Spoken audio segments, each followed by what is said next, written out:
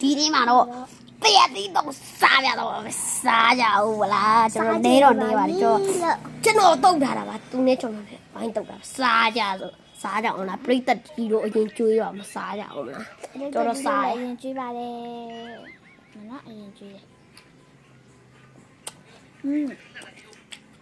ကောင်းတယ်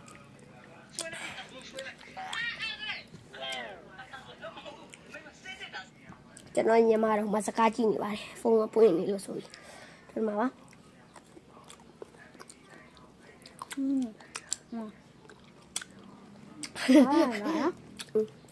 ဒီမှာတော့ထိုင်မှငါပြီးအတားလေးဒီပါဒီလားနေပါလားမမေရဟိုကြတော့ကောင်းနေပါမမေရစားကြအောင်မလားပြုတ်ဟိုဝတ်တယ်စားလို့ရတော့စားကြည့်လိုက်မှာအရာလေးကိုတော့တွေ့ရတာမနော်အပြဲပုံပြ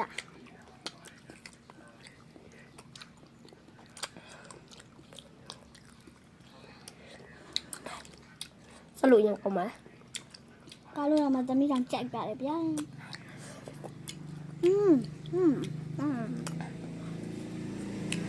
ကွာဒီတဲ့ဒီတော့ကျွန်တော်တုတ်ခါခဲ့ပါဟုတ်ပါကိုတုတ်ထားပါနော်ကိုနဲ့သမီးနဲ့ဝါတုတ်ထားပါနော်စပြင်းအောင်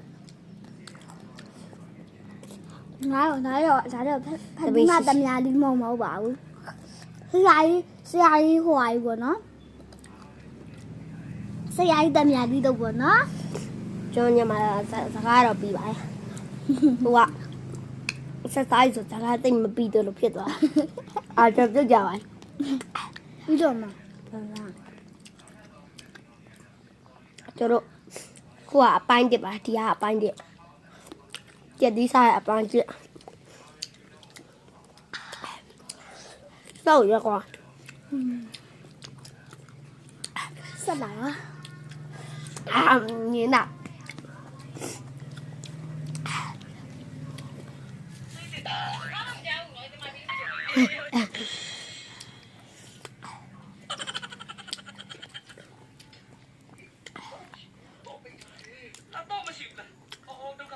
စားလို့ရကောင်းတယ်ကျွန်တော်ညီမဖုန်းကြည့်လာပါလားဆရာကြီးကလည်းအေးကကြည့်နေကြောက်ရော